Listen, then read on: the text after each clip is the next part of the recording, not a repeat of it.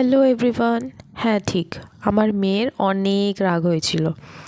আসলে ব্যাপারটা হলো যে আমার মেয়েকে আমি টুপি মাফলার দিয়ে বেঁধে একদম ঠান্ডায় পুরো প্যাকড আপ করে নিয়ে যাচ্ছিলাম। সেই কারণে ওর রাগ যে এত আমায় কেন পড়ানো হয়েছে। কিন্তু বাইরে অনেক ঠান্ডা ছিল আর আমরা সবাই বাইকে করে যাচ্ছিলাম। হ্যাঁ, এটা হচ্ছে কল্পতরু মেলা। এখানে এই বালুনগুলো খুব ভালো লাগছিলো আমার। যেখানে যাচ্ছিলাম সেখানেই দেখতে পাচ্ছিলাম বালুনগুলো, খুব মিষ্টি দেখতে। তাছাড়া এখানে অনেক রকম রাইডস ছিল।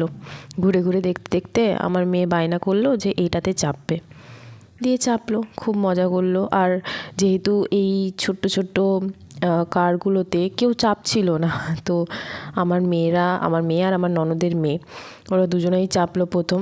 তাই ওই রাইডারটা অনেকক্ষণ ওদেরকে চাপিয়ে রেখেছিল, যাতে আরও ওদেরকে দেখে আরও অনেকজন এসে চাপবে বলে।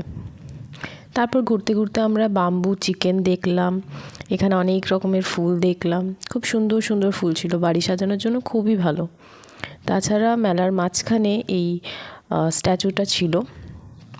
ঘুরতে ঘুরতে আমরা দেখলাম এখানে অনেক রকমের স্টল দিয়েছিল, অনেক রকমের দোকান ছিল, আচারের, পাঁপড়, অনেক কিছু ছিল।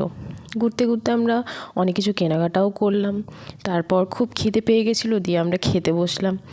আর আমরা অনেক কিছু অর্ডার করেছিলাম, তো ছোলা ভাটুরা, ডোসা, এগরোল, পাপড়ি চাট, অনেক কিছু এই যে দাদা আমাদের এনে দিচ্ছে।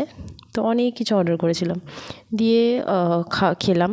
খেতে খেতে আমার মেয়ে নিজে থেকে খেতে পারছিল না, গায়ে ফেলছিল। তাই আমার হাজব্যান্ড বললো যে ওকে খাইয়ে দাও। তখন আমি ওকে খাইয়ে দিচ্ছিলাম। আমার মেয়ে এটাতেও বায়না করছিল, না আমি এটা খাবো না, না আমি সেটা খাবো না। আমি বললাম চুপচাপ করে খেয়ে নে। তারপর লাস্টে আমরা গেলাম গরম গরম রসগোল্লা খেতে, দিয়ে তারপর বাড়ি ফিরলাম।